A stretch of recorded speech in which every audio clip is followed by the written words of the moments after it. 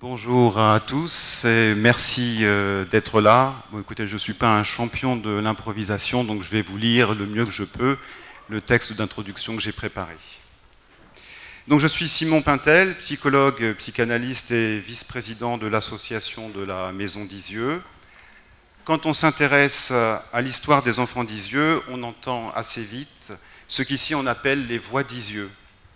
On les entendait il y a un moment diffusées dans la maison.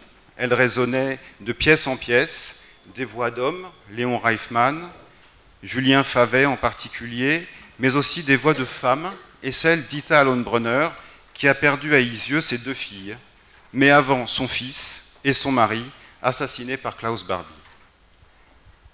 Cette voix est celle de son témoignage au procès Barbie en 1987 à Lyon.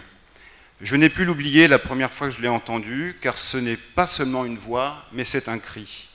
Le cri d'une mère qui, 43 ans après les faits, retentit comme si le temps n'était pas passé, n'avait pas fait son travail d'une sorte d'apaisement de la douleur par lassitude ou par trop de souffrance. Elle mourra quelques mois après le procès. Devenu psychologue et psychanalyste, je me suis demandé ce qu'on aurait pu faire, nous, psy, pour ces mères, à une époque, après 1945, où notre pratique n'était pas répandue comme aujourd'hui. Mais aussi à une époque où l'on ne voulait pas l'entendre, où on ne l'aurait pas cru, où il fallait l'enfouir, enfin toute une somme de raisons où cette douleur n'avait pas sa place. Puis, il y a quelques années, j'ai entendu parler du massacre organisé par le pouvoir de l'époque en Colombie de milliers de jeunes de 16 à 23 ans, et en particulier dans la ville de Soacha, qui a eu lieu en 2008, et j'ai entendu des mères témoigner.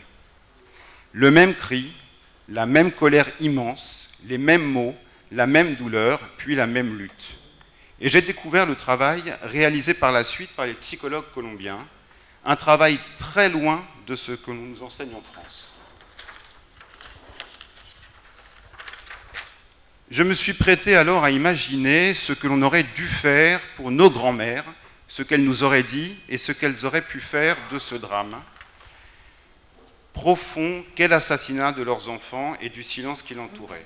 Non pas pour ne plus y penser, mais pour diminuer au moins un peu leur douleur, afin de voir si cela était possible. Et c'est de la douleur que nous rencontrons dans notre métier dont nous allons vous parler aujourd'hui et que nous voulons partager.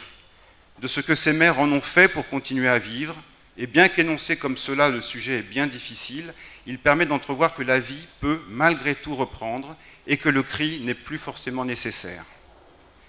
Du témoignage des mères de la Shoah,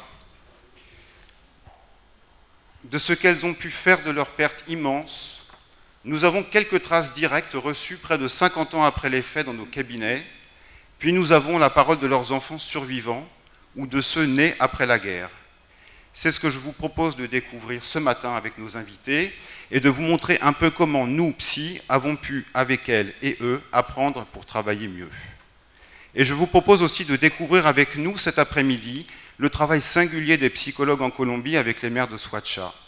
Un travail similaire, vous le verrez, que des femmes telles Ita nous auraient appris à faire si nous avions pu les rencontrer à temps. Et je voudrais remercier et vous faire connaître tous nos intervenants que je suis fier d'avoir rencontrés. Je voudrais dédier cette journée particulièrement à Serge et Beate Klarsfeld parmi nous aujourd'hui, qui ont bien connu et lutté aussi avec Ita Allenbrunner, Fortuné Benguigui et Séraphine Alperne, trois mères d'Isieux. Je voudrais dédier aussi cette journée à Alexandre Allenbrunner, qui, du haut de ses 91 printemps, reste l'enfant d'Ita et qui a traversé avec elle cette expérience terrible. Et je voudrais dédier cette journée à Blanca Nubia Monroy, qui avec courage a accepté de venir de Colombie nous raconter son histoire et celle de son fils, Julian Monroy.